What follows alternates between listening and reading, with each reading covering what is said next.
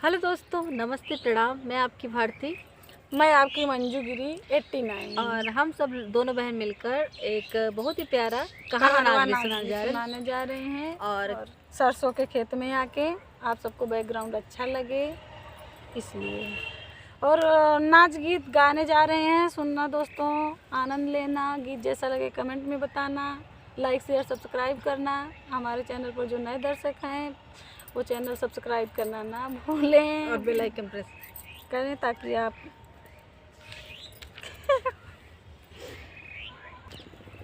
मांगिया तो आए जैसे काशी कई सड़किया हो सिंदूरवा हमरना, हो सिंदूरवा हमरना।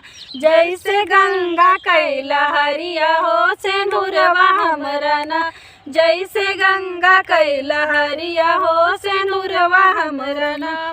ससुरु तया है जैसे साने सूबेदारवा हो ससुइया हमरी ना, हो ससुइया हमरी ना। जैसे काटही कुकुरिया हो ससुइया हमरी ना, जैसे काटही कुकुरिया हो ससुइया हमरी ना। ससुरु तया है जैसे थाने सूबेदारवा हो ससुइया हमरी ना, जय ससुइया हमरी ना।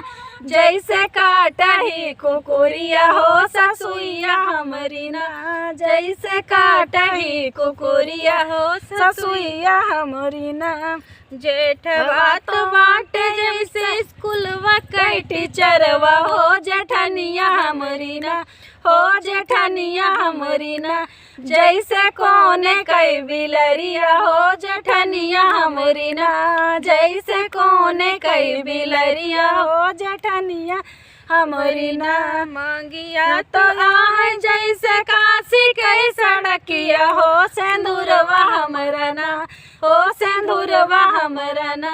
जैसे गंगा कई लहरिया हो सिंदूरवा हमरा ना, जैसे गंगा कई लहरिया हो सिंदूरवा हमरा ना। देवरा तो नाटे जैसे पेड़वा कई झुकनिया हो नदिया हमरी ना, हो नदिया हमरी ना। जैसे घर के छुदरिया हो नदिया हमरी ना, जैसे गाँव के छुदरिया हो नदिया हमरी ना।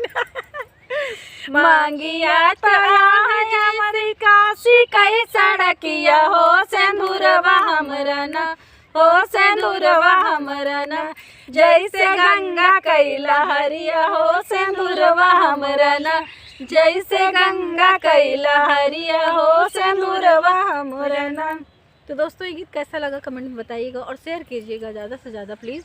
आप सभी लोग फुल वॉच कीजिएगा। ओके, फुल वॉच करबे नहीं करते।